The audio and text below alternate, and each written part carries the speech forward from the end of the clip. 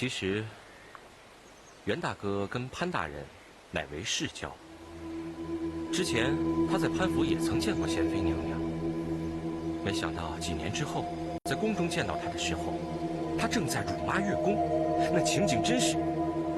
哎，他说，如果当时有个地洞，他宁可钻到地洞里面，也不愿与她相见。这样啊，原来如此。那贤妃当时骂的是何人？她怎么会如此动情？这件事整个月宫局的人都知道，娘娘骂的是少长月。之前听说他们俩关系还不错，后来却又反目成仇。我觉得他是在故意刁难少长月。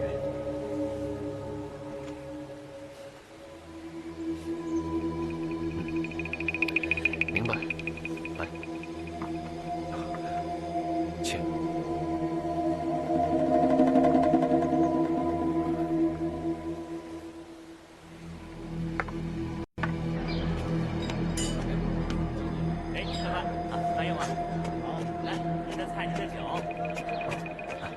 袁大哥，你在这儿太好了。怎么了？走，到外面去说。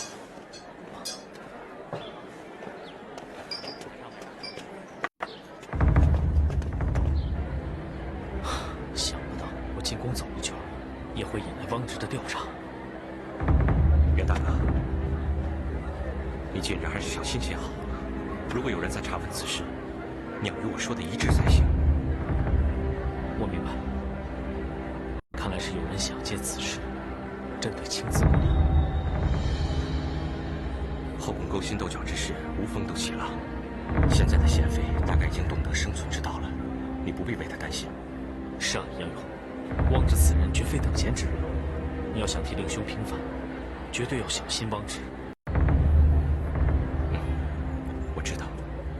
之前我没有告诉你，是因为怕你年轻气盛，冒失丢了自己的性命。现在我可以把事情的原委全都告诉你。事情是这样的，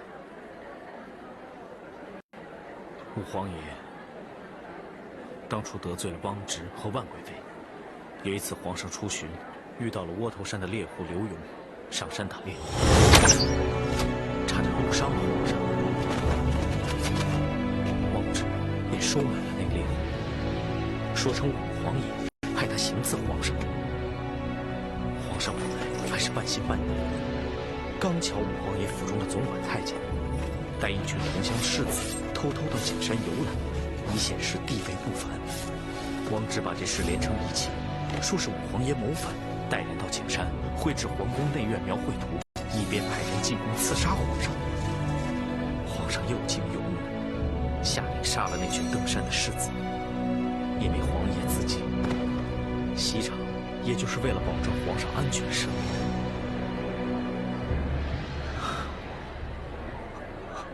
汪直也就成了长工，成了权倾朝野的大太监。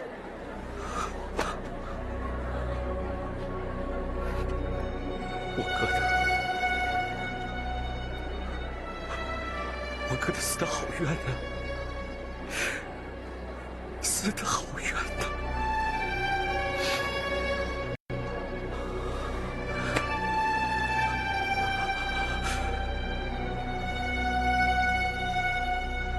大哥，汪直以移花接木之计，把那猎户放了。只要我把他找出来，武皇爷和你的冤情就都可以大白天下。大哥，你要保佑我顺利找到那个猎户刘墉。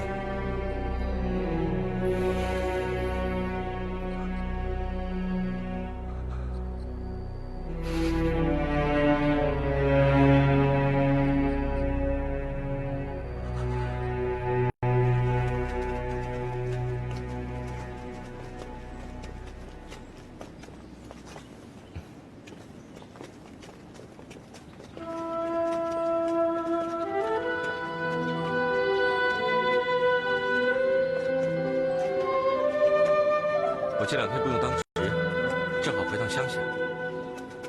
过几天就回来，你们不用担心。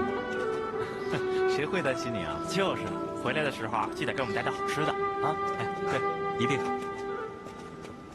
你们自己好好保重，等我回来。不就是回去2天吗？怎么这么难舍难离的呀？是啊，舍不得我们的话，就别走了。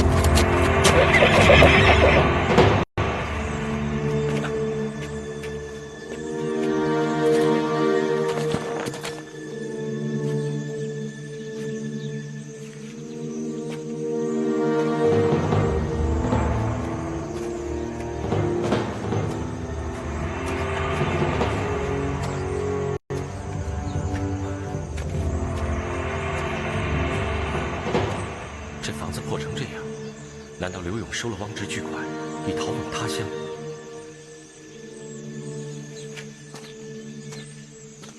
你找谁？请问刘勇是住在这儿吗？你找他什么事儿？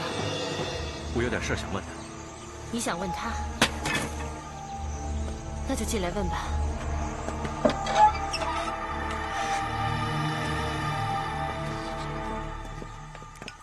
娘，哎，这就是你要找的人。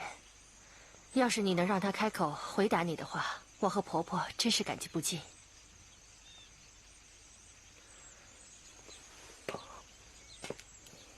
你就是刘勇，你怎么会变成这个样子？汪直不是已经给了你好处吗？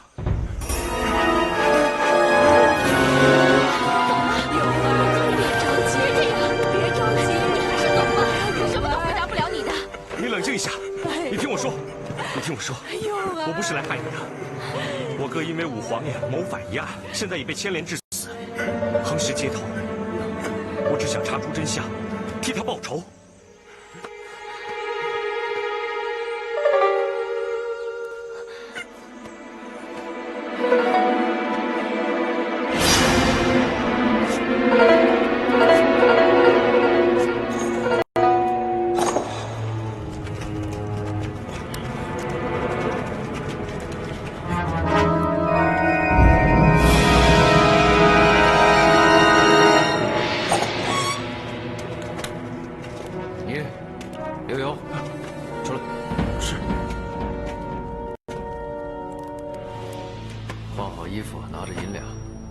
再在京城出现，知道吗？小的知道。傻头傻脑的，记住，顶替的那个刘勇，明天将会在午门斩首。以后你要隐姓埋名，别让人发现你的身份。如果你要是被人发现的话，第一个来杀你的人就是我。小的明白，小的明白。滚！谢大人，谢大人。走。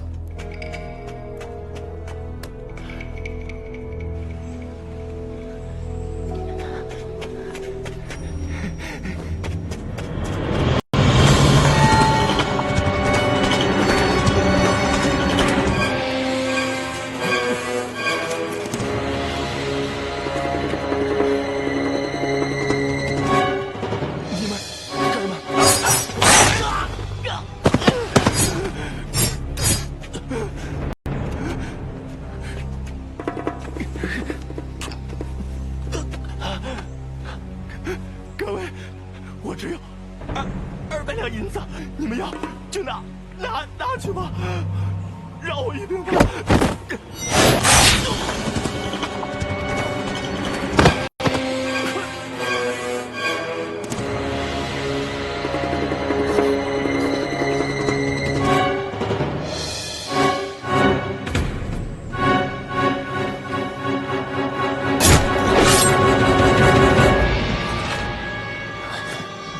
长工，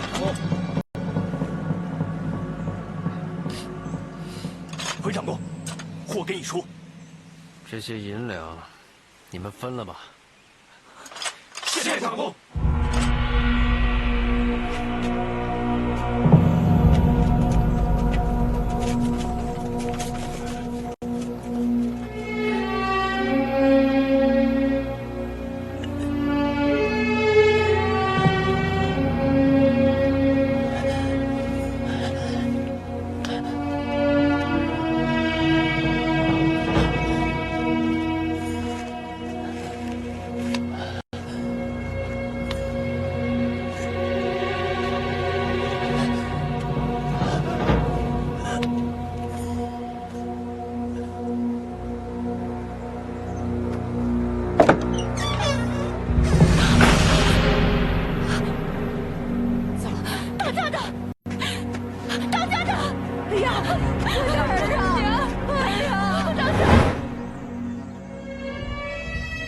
刘大嫂，他怎么会弄到如此田地？我们也不知道。那天他去上山打猎，好几天没回来。我们到山下找了好久，也没找到人。后来听说他被宫中的人带走了，我们想去城里打听吧，又没钱，想着最多关他1、2个月，也就放回来了。怎知道回来的时候，脚也废了，喉咙也被割破了，发不了声。命是捡回来的，但是到今天，我们也不知道到底是谁把他伤成这个样子的。大爷呀，你要是知道原委的话，一定给我的勇儿讨个公道，把害他的人抓去问罪。我这个老婆子，给你做牛做马也心甘情愿，我给你跪下了。大妈，大妈，快请起，快请起！大妈，大爷，来，您坐下。大妈，你放心，只要找到证据，我一定替他，还有所有冤死的人讨个公道。大爷，拜托你了。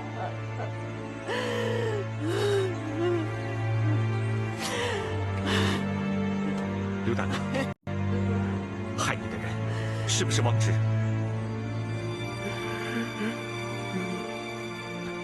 那他识不识字啊？我们这种人家哪有识字的呀？他口不能说，手不能写，怎么才能把整件事情说清楚，指证王直呢？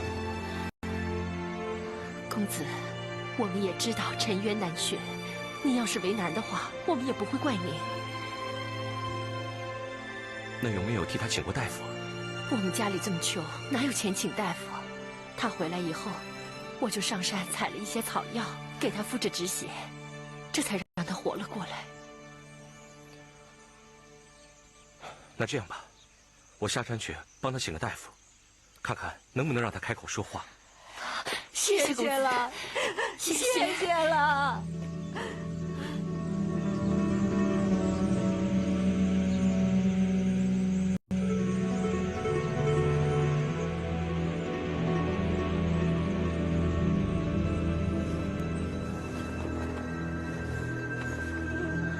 大夫，他怎么样？还能治好吗？说句实话，在下行医多年，还从未见过伤得如此之重还能活下来的人。就是咽喉上这一刀，阎王爷已经守在身边，准备收人了。他能够活下来，就说明他已经是福大命大。我尽量一试吧。那就好，有劳大夫了。先别谢我，这非一朝一夕之事，我也没有多大的把握。我知道，大夫，你只要尽心医治他，我们就很感激你了。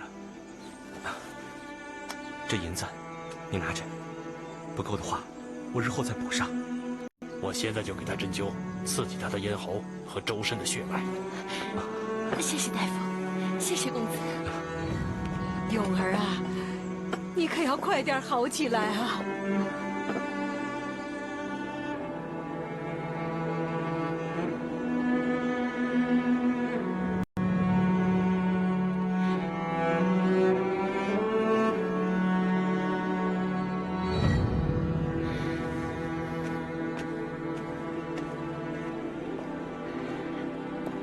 太后，辰时已到，早膳已经准备好了。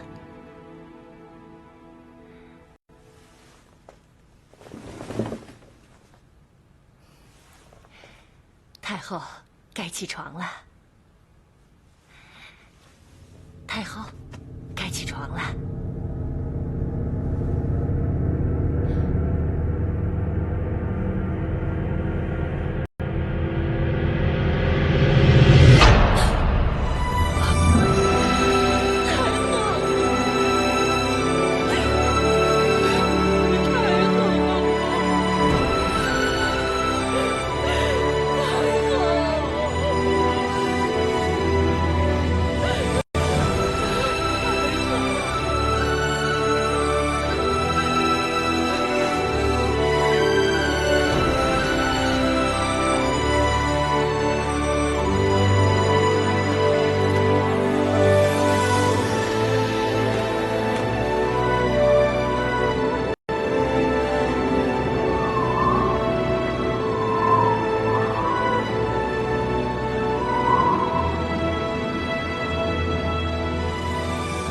钱太后一生慈爱仁厚，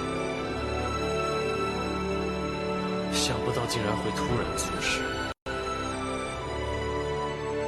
同时，臣赞你与礼部官员好好打点，则及时厚葬钱太后，与先皇合葬。遵旨。退下。是皇上。都给哀家留下。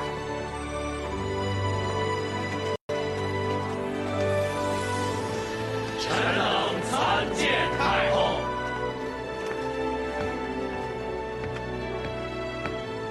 儿臣参见母后。免礼。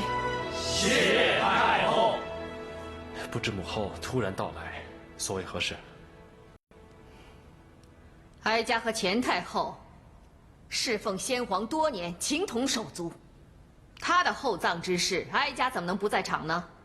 哈，钱太后乃是先皇皇后，儿臣也按祖宗惯例，将她与先皇合葬于皇陵。皇上，你把钱太后安葬在皇陵，那哀家100年之后，你将把哀家安葬在何处？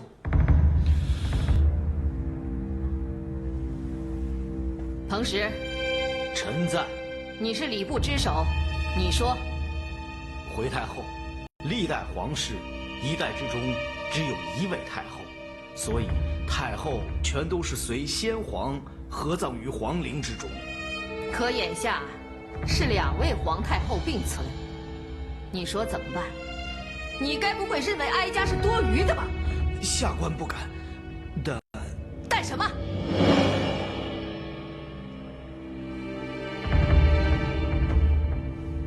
哀家才是皇上的亲娘，哀家100年之后就理该和先皇葬在一起。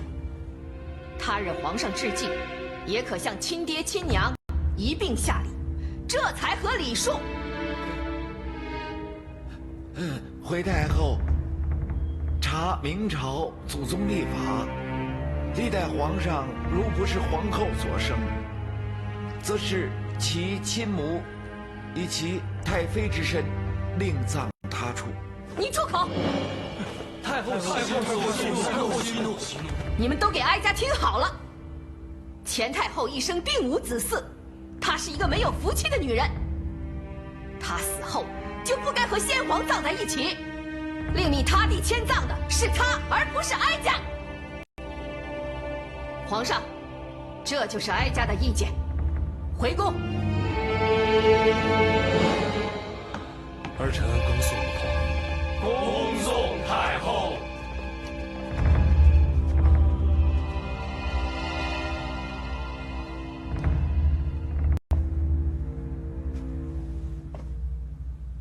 起来吧。谢皇上。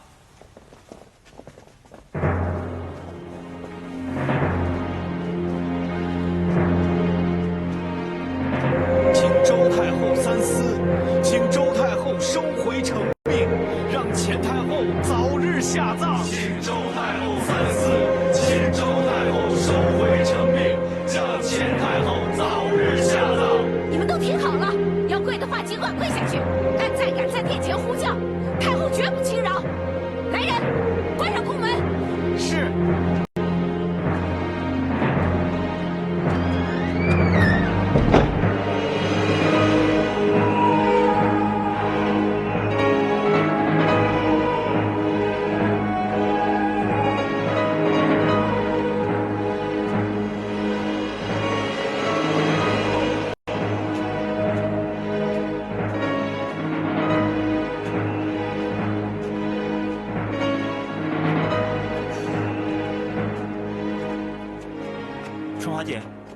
叹什么气啊？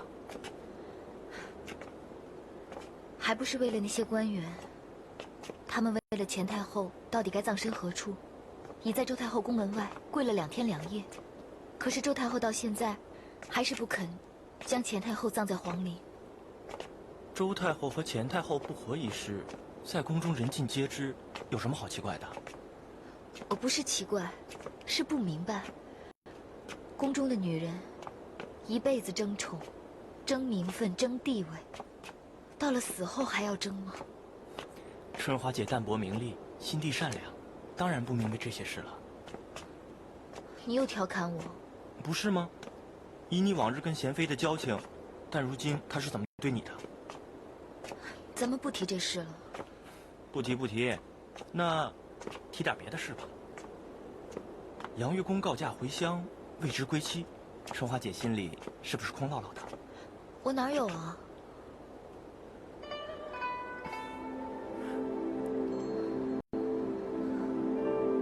如果你跟杨月宫都不是宫中人，那该有多好！你们根本就是天造地设的一对儿。你别胡说了。我说的是真的。不过有些事情，既然你知道它永远都不会有好结果，就别让它发生，好吗？小安子，我知道你担心我，你放心，我会注意的。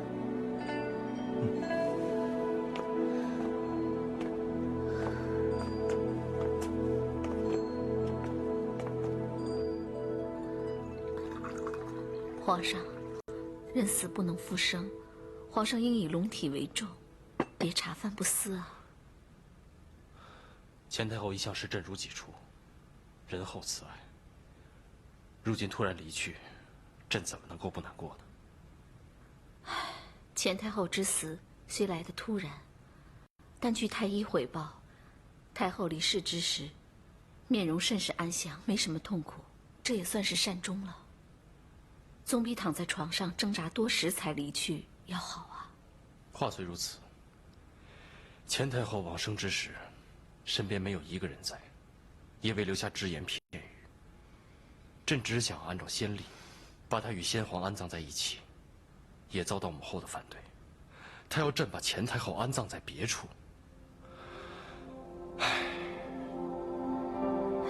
葬礼之事，周太后也要干涉，难怪皇上会心烦。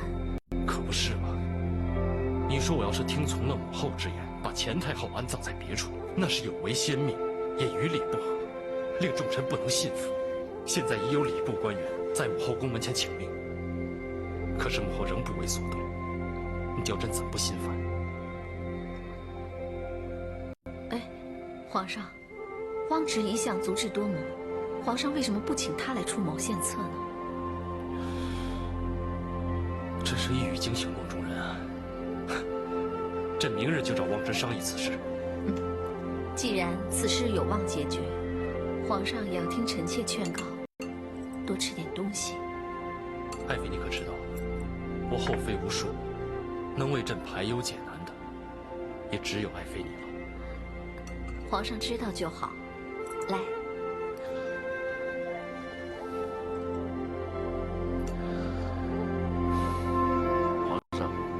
一朝两太后已经开创了先河，何不来一个一灵二太后呢？一灵二太后，望着，那你的意思是，如果不葬钱太后于皇陵的话，就与理不合，难掩众口；但只葬钱太后于皇陵，那周太后一定也不会答应。所以奴才认为，不如命工匠把这个玉林地宫一分为3，左坑安葬钱太后，右坑日后安葬周太后，这岂不是两全其美之法吗？这不失为一个好的办法。这样一来的话，周太后也不会为难咱们了。王直，你不愧是朕的智囊啊！不过，皇上，奴才有个请求，虽然这个方法是奴才想出来的，但希望皇上别在太后面前提起，那就推说是那个彭大人提议便可以了。坐吧。是。谢皇上。这又是为何？因为彭大人是臣子，如果太后有抱怨的话，他也不便干预朝政。但如果说是奴才说的，可能奴才日后做事就不太方便了。王直啊，你不愧是心思缜密。朕就依你所言，只要钱太后能好好的安葬，朕尽一功。谢皇上。周太后驾到！恭迎太后！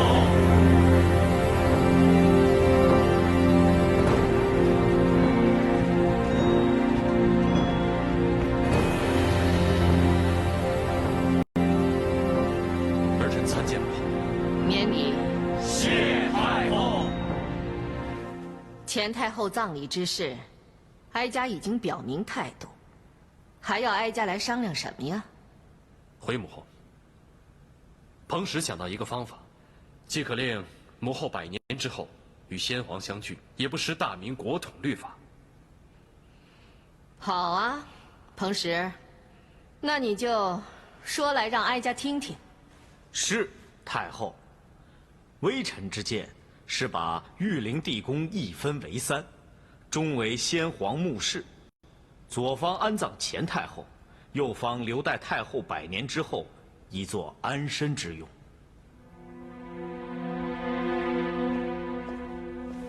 汪直参见太后，不知太后宣召奴才有何吩咐？一目3穴，哼，这种计策也亏你想得出来。王直，哀家从前是小看你了。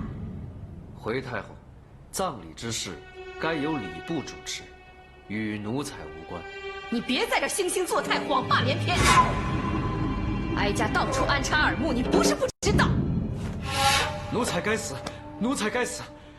奴才这样做，完全是为了帮皇上分忧。我多管闲事了，奴才该打，奴才该打，奴才该打，奴才该打，奴才该打，奴才该打，奴才该打，奴才该打，奴才该打，奴才该打。好了，好了，事情啊，也没你说的那么严重。哀家只是在想，怎么样才能让哀家的心里舒服呢？可是，怎么才能让哀家的心里舒服一点儿呢？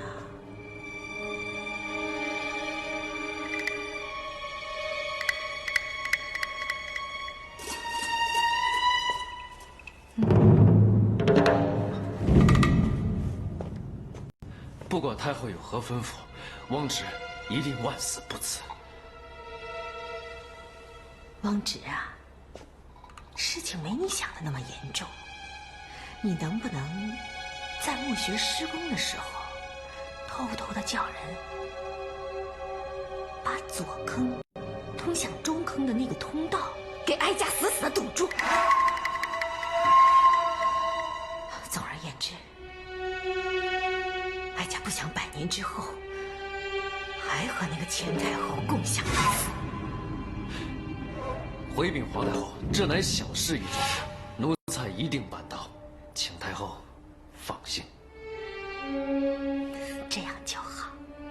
如果太后没什么吩咐，奴才就先行告退。退下吧。是。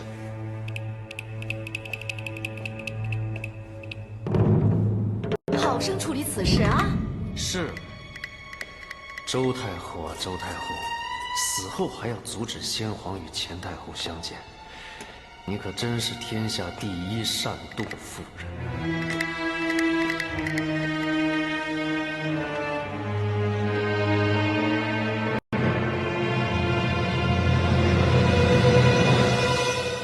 客官，里边请。哎，小二啊，请问你们这里有没有一位20多岁独自喝酒的客人呢？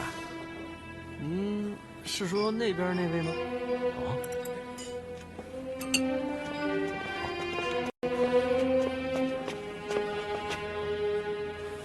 潘大人吗？总算是找到你了。有什么事吗？岳仙芝啊，前太后归天一事，我想你有所耳闻吧？啊，在下听说了。内务府在整理前太后遗物的时候，找到了一封前太后给你的亲笔信。内务府要你亲自去认领一下。这，老夫正要进宫去打点，你就跟老夫一同前去吧。嗯，好吧。啊，只是你这样可不行，还需要换身衣服。快走吧。好。嗯。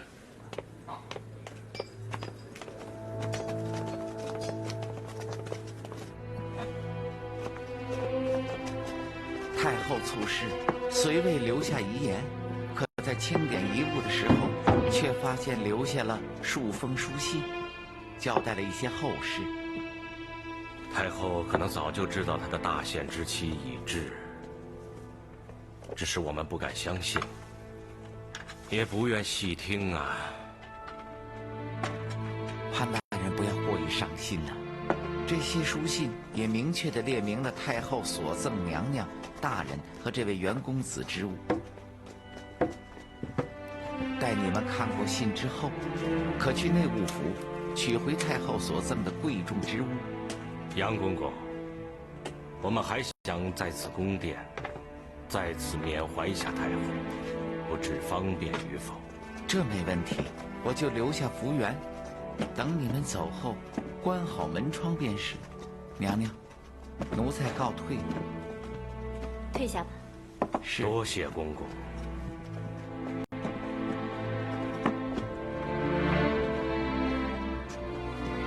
福源、七巧，你们到门外等候。是。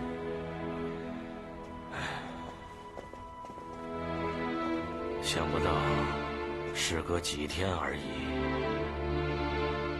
我们就和太后天人永隔了。义父不要太伤心，身体重要。庆子，从今往后，我们前潘两家，可就全靠你这贤妃娘娘在宫中照顾了。义父放心，本宫有言在先，绝不食言。嗯，好。贤侄啊，太后所留之信，讲的是何事啊？这是太后给在下的举荐信，在下可凭此信恢复旧职，也可凭此信到其他各部效命朝廷。贤侄，太后临死之前都没有辜负这个承诺，可见你的确是个可造之才。千万不要再颓废下去，辜负了太后的一片苦心呐！太后和潘大人的美意，袁某感激于心。但袁某已过惯闲云野鹤的生活，再入仕途，恐怕难以胜任。袁公子，人过留名，雁过留声。你何不为百姓、为朝廷尽一份力，也为自己设计一个好的前程？他日便留名于世。留下美名，并非一定要靠功名利禄，锦衣玉食，也未必代表那个人有多么出色。贤侄此言差矣，淡泊功名，那是那些穷酸秀才没有机会自我安慰的一些言辞。现在机会摆在你的面前，你可千万要抓住机会啊！好，让在下慢慢细想。贤侄，你要好好想清楚才是啊。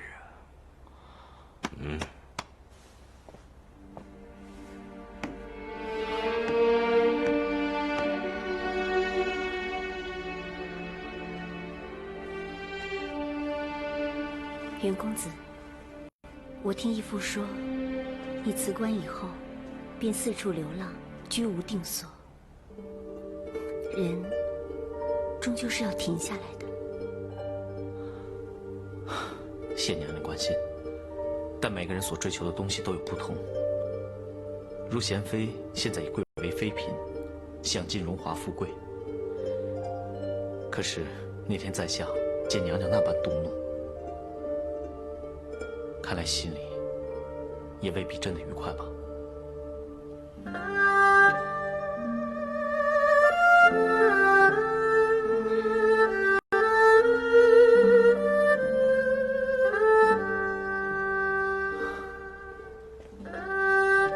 在下知道，在后宫之中，犹如困兽斗，但还是希望娘娘能够好好珍重，也希望娘娘不要在此迷失了心性。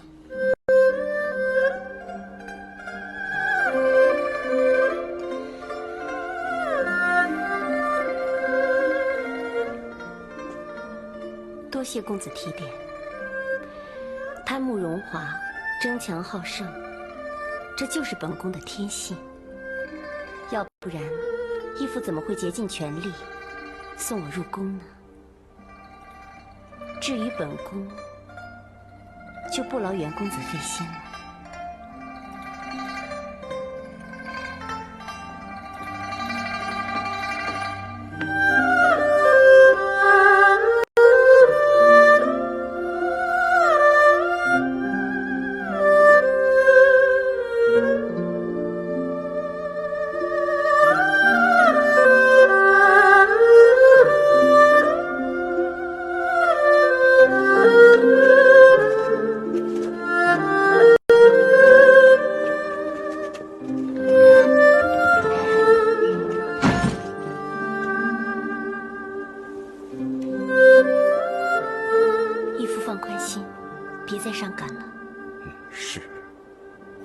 先行回宫，不做远送了。是。日后有空，随时召老臣进宫相见。义父放心吧。恭送娘娘。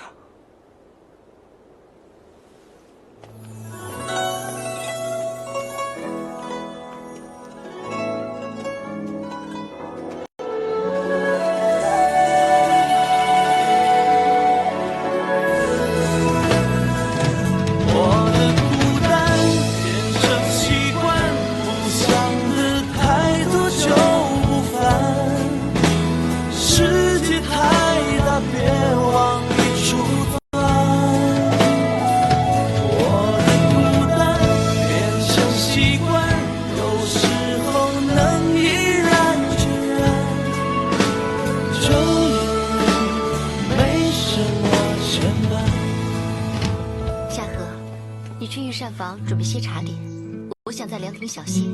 是娘娘。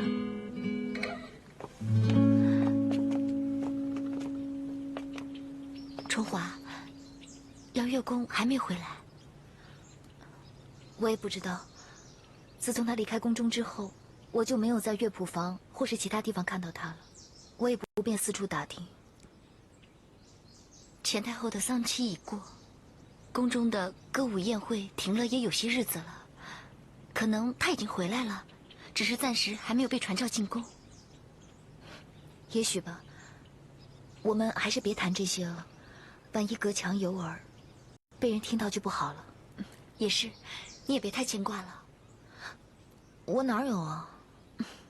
你说没有就没有吧。哎，我去给你看样东西。走，你看，这是什么？你放在眼前看看。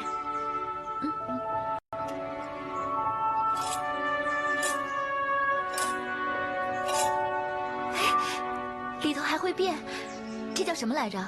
这个呢叫万花筒，是西域的贡品，皇上赏赐给你的吧？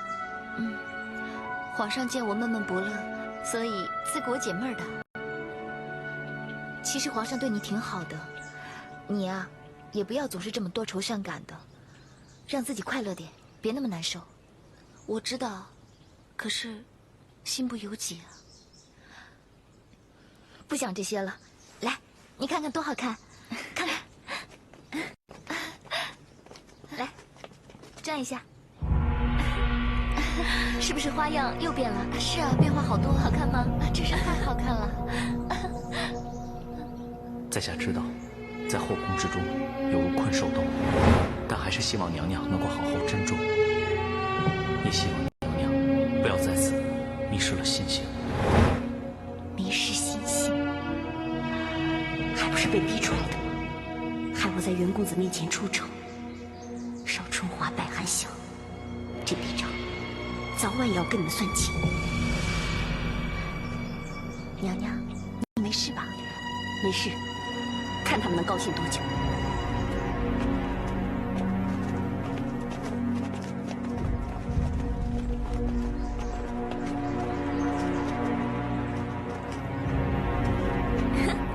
好漂亮啊！这个东西真是太有趣了。